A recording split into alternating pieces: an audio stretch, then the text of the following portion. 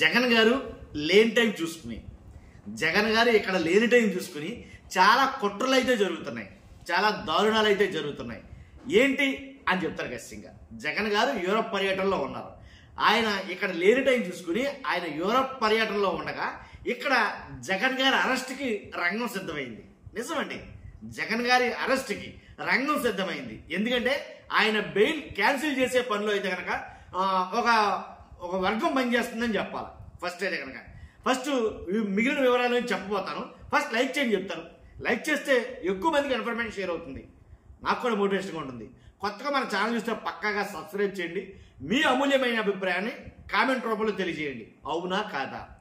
జగన్ గారు ఇక్కడ లేని టైం చూసుకుని యూరోప్లో ఉండగా ఆయన గురించి ఇక్కడ ఎలా అంటే ఒక రకమైనటువంటి ఇది జరుగుతుందని చెప్పాలి. ఏంటిది? సిబిఐ కోర్టు ఆదేశాలను జగన్ గారు ఉల్లంఘించారంట. కాబట్టి వైఎస్ జగన్ గారు ఎప్పుడైతే సిబిఐ కోర్టు ఆదేశాలను ఉల్లంఘించారని ఆ ఉల్లంఘించిన ఆదేశాల గురించి ఒక కోర్టు సిబిఐ కోర్టులో మెమో దాఖలు చేయడం జరిగింది. అసలు ఆయన ఇక్కడ ఉంటేగా సిబిఐ ఆదేశాలను ఉల్లంఘించడానికి ఏం ఉల్లంఘించారు ఏంటంటే కనుక ఏదైతే సిబిఐ అంటే వాళ్ళు ఇచ్చిన కొన్ని రూల్స్ ప్రకారంగా జగన్మోహన్ రెడ్డి గారు యూరోప్ పర్యటనలకు ఇతర దేశాల పర్యటనలకు వెళ్ళినప్పుడు సొంత నెంబర్, ఫోన్ నెంబర్ ఏదైతే ఉందో సెల్ నెంబర్ సొంతది ఇవ్వాలి, ఆయన వాడి నెంబర్ ఇవ్వాలి.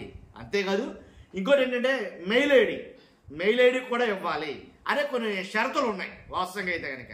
ఎందుకంటే కనుక ఏదైతే అక్రమాస్తుల కేసు ఏదైతే ఉందో జగన్మోహన్ రెడ్డి గారి మీద, ఆ అక్రమాస్తుల కేసులో భాగంగా దాంట్లో నిందితుడిగా ఉన్న జగన్ గారు విదేశీ పర్యటనకి వెళ్ళాలంటే కొన్ని షరతులు పాటించాలని గతంలో షరతులు పెట్టారు.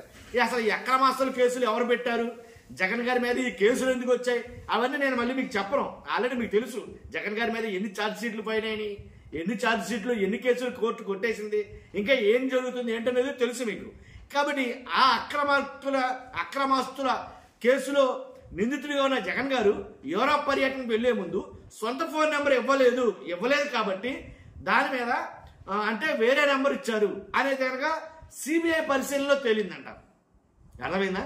సిబిఐ పరిశీలనలో తేలి ఇప్పుడు ఆ సొంత ఫోన్ నెంబర్ ఎందుకు ఇవ్వలేదు, వేరే ఫోన్ నెంబర్ ఇచ్చారు. అంటే జగన్ గారు వాడే ఫోన్ నెంబర్ వేరు, సిబిఐకి ఇచ్చిన ఫోన్ నెంబర్ వేరు. వాళ్ళు అదే మాట, ఇది మాకు ఇచ్చిన ఫోన్ నెంబరు జగన్ గారి సొంతది కాదు. మరి ఆ సిబిఐ పరిశీలన ఎలా తెలియదో నాకు అర్థం కాల. కాబట్టి ఇంకోటి ఏంటంటే కాబట్టే జగన్ గారి పర్యటన రద్దు చేయాలి. తర్వాత ఇంకోటి జగన్ గారి ఏదైతే బెయిల్ ఉందో దాని నిమిత్తం ఆ బెయిల్ షరతులను ఉల్లంఘించాడు కాబట్టి సిబిఐ కోర్టులో సిబిఐ మెమో వేసింది. హైదరాబాద్ సిబిఐ కోర్టులో దీన్ని జడ్జి డాక్టర్ టి రఘురామ్ గారు అయితే కనుక విచారిస్తున్నారు. మొత్తం ఎలాగైతేనండి జగన్ గారి బెయిల్ రద్దుకి ఇది ఒక మూలం పడినట్లు లెక్క. నిజంగా జగన్ గారు ఆయన సొంత ఫోన్ నెంబర్ ఇవ్వలేదా, లేదా వేరే ఫోన్ నెంబర్ ఇచ్చారా అని అంటే కనుక ఫోన్ నెంబర్ జగన్ గారి ఫోన్ నెంబర్ ఎందుకే చాలా ఇష్యూలు జరిగినాయి. జగన్ గారు ఫోన్ వాడరు, జగన్ గారి దగ్గర ఫోన్ ఉండదు అని ఆల్రెడీ గతంలో కూడా చాలా మంది చాలా రకాలుగా వాదనలు జరిగాయి. మొత్తానికి ఏదైతే ఏంటంటే సిబిఐ ఆదేశాల ప్రకారంగా జగన్ గారి కంటే ఫోన్ ఉంటే కనుక ఆ ఫోన్ నెంబర్ ఖచ్చితంగా ఇవ్వాలి, అది ఇచ్చారు అనేది ఆయన అంటున్నారు.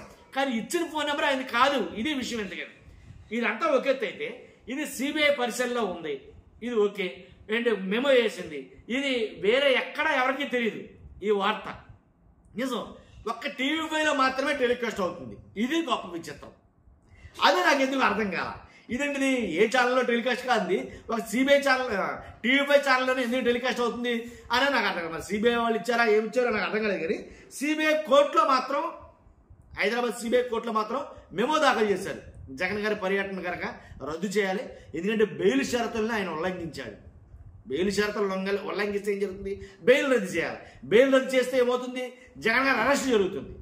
అంటే దీని వెనక ఎంత జరుగుతుందా అనేది అయితే కనుక చాలా మంది మాట్లాడుకోవడం జరుగుతుంది. మొత్తానికి ఏదైతేనండి బ్రేకింగ్ న్యూస్ మీ దగ్గర తీసుకురావడానికి ఈ విషయం చెప్తాను. ఫస్ట్ అయితే లైక్ చేయండి, కొత్తగా మన ఛానల్ పక్కాగా సబ్స్క్రైబ్ చేయండి. మీ అమూల్యమైన అభిప్రాయాన్ని కామెంట్ రూపంలో తెలియజేయండి. Thank you very much.